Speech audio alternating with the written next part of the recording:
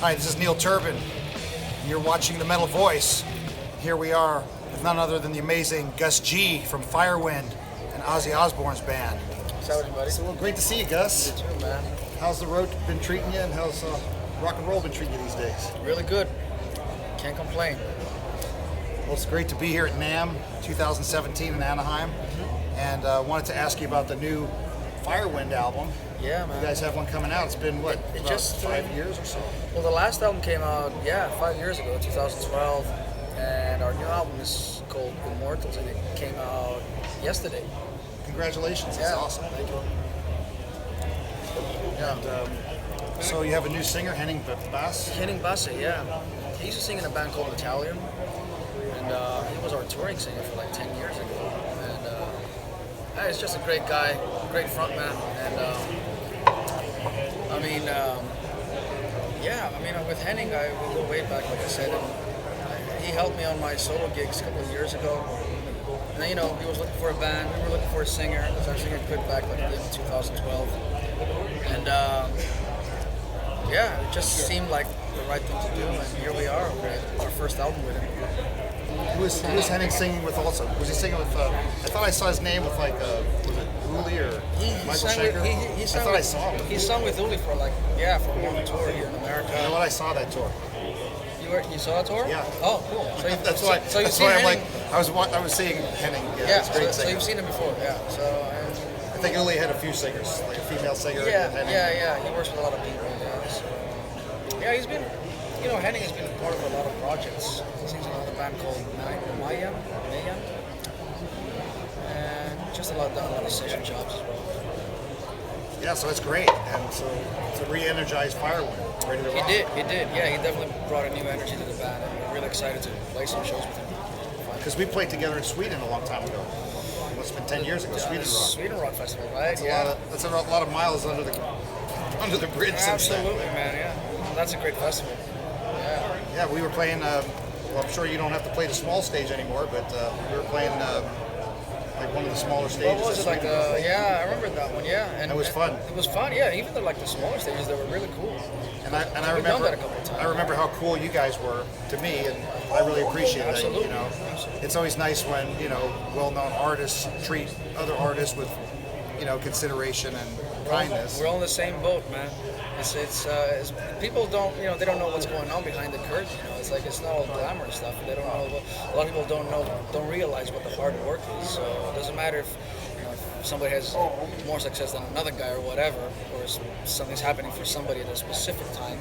You know what I mean? Because every career has its ups and downs. It's not all always up there. So meet the same ones on the way up as the way down. Yeah, right? exactly. So I think it's very important to be aware of that stuff and not take stuff for granted. So one of the things that I remember is, you guys were just amazing at that show, and I was a fan of yours. Because what year was that? 2006. Oh man, yeah. And you had done, of course, before that, Dream Evil, 2002, yeah. With Snowy Shaw. Yeah. And the Book of Heavy Metal. Yes, absolutely. I mean, people think of Gus G, and they think of Ozzy Osbourne, they think of Firewind, but wow. Before that, it was Dream Evil. Dream Evil is such a fantastic band. Any plans to re-engage Dream Evil at some point? No, not for me. I think they're still going on. I think they haven't done a whole lot though, but the band still exists, I believe. But I'm just not part of it because I've moved on and I've done all these things. Sure. And I was never like the kind of guy that goes, turn back and do something like that again. I would just once you move on, you do your thing. What do you think it's like for artists today, let's say in Greece? Because obviously you guys, came up from Greece, and here you are in the U.S. and you're the mainstream out there rocking on the big stage. But what's it like then when you were, trying to get out and let's say some of your first bands, and nowadays is it different? Is it changed? Well, when I started out, I couldn't find anybody to play with or to form a band. So it was just me and my 8-track and my drum machine making the demos, and I was sending it to a small label here in America, in Atlanta, David Chastain. And he had, I don't know if you remember him from the 80s. Sure. Yeah, so Leviathan Records, and he was the guy that offered me my first record contract for Firewind. So, technically, Firewind started in a very unorthodox way. we started out as an MP3 exchange kind of band because David hooked me up with some musicians that he knew to finalize the lineup. And from there on, I tried just moved around and just had different lineups until I found the right guys that we could have been so we could have been a touring band. So back then it was a different story for me, growing up in Greece and trying to put a band together. It took us like 3 or 4 albums until I found the guys back home. And nowadays it's a different place, of course.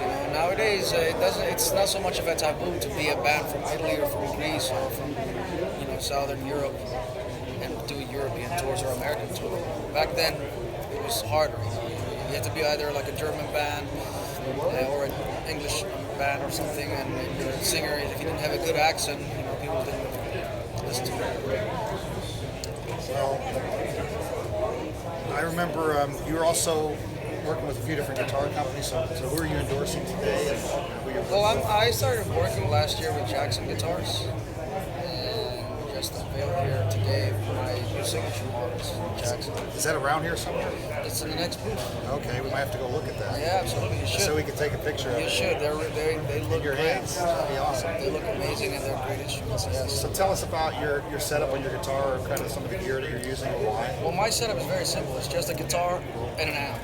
So I believe like the sound has to come from a great amp. So obviously it's my Jackson guitars. I plug straight into a Blackstar. I have my own signature, and it's called Blackfire 200. And I have like a few stomp boxes, but nothing too much, just like a wah pedal and a chorus, and that's it. So it's in the fingers, it's in the hands. I totally believe that. Yes. And you can be amazed like how many sounds you can get out of one guitar by just like either switching the pickups or pulling down the volume. If you just play with the dynamics, you can get so many sounds out of a guitar. A lot of guitar players don't think about that. They think they need to have all these different pedal boards and rack mounts and all that. But to each his own.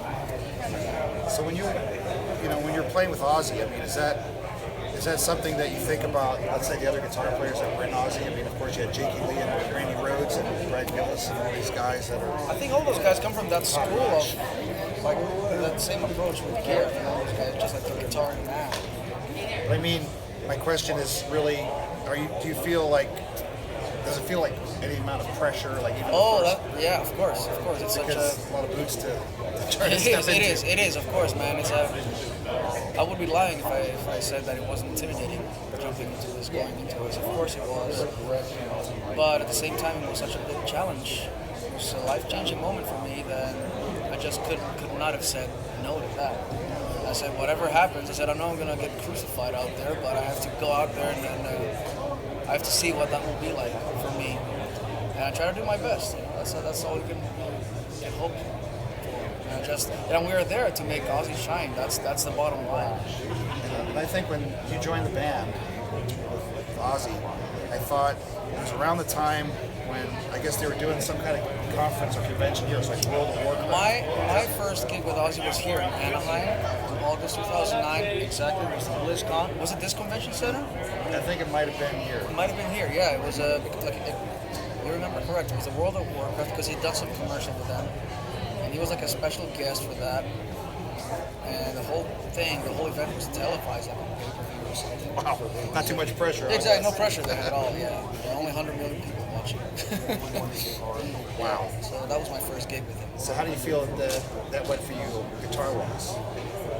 I think it was okay. Looking back now, of course, I could have done better, but I think it was all right. Like I said, it was a lot of pressure.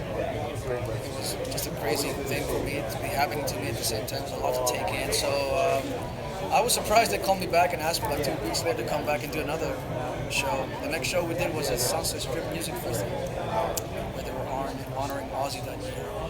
And from there, it just went on better and better. Next thing I knew, I was in his house listening to his new album, the new ideas he was writing then, and I started recording some guitars. And everything happened very fast. And what year was that you were 2009. 2009? Yeah. So did you do any collaborating on anything or writing or any of that?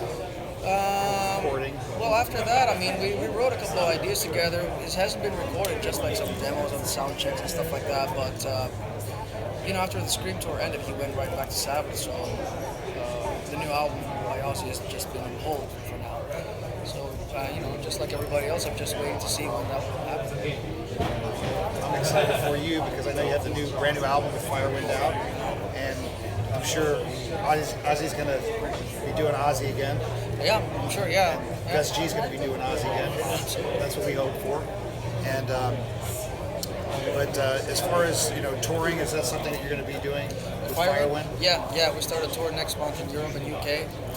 Congratulations. Thank you. We've got a lot of festivals next summer over in Europe. Whole circuit over in Europe. So yeah, a lot of stuff coming up, and then I'm getting offered for some other places like Russia or maybe South America. We're talking about that, so it'll be cool to see that happen.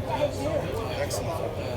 Well, it's really a pleasure to speak with you guys. I know you've had a busy NAMM show. Yeah, man. Is there any products at NAMM that you've seen? If you even had a chance to look at some? I haven't had a chance to see anything. Just been like meetings upon meetings or signings and stuff like that. So I haven't gotten to see anything. So when you do these festivals, like not NAMM, but you're playing these big festivals, Yeah. let's say Sweden Rock or Vaken or something, and there's all these other artists. There might be 50 or 60 other bands or artists playing. Do you even get to see any other bands? Not really, very rarely. I mean, sometimes I've caught some sets from some bands. If there was somebody that I said, I gotta see this, but no, it's usually like bumping onto each other backstage. More of that rather than watching the show.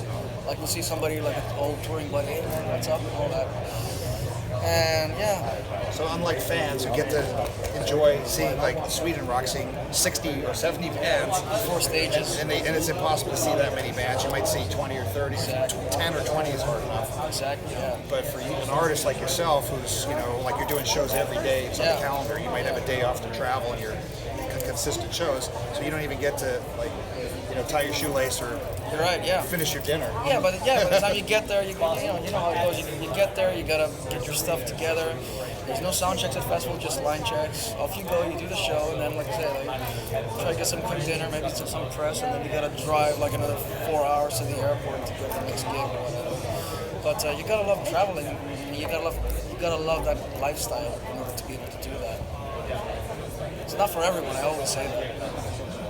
It's such a pleasure to speak with you, and an You too, honor Neil. for me, You too, and man. great to catch up with you Yes, you after too. all these years, because Yes.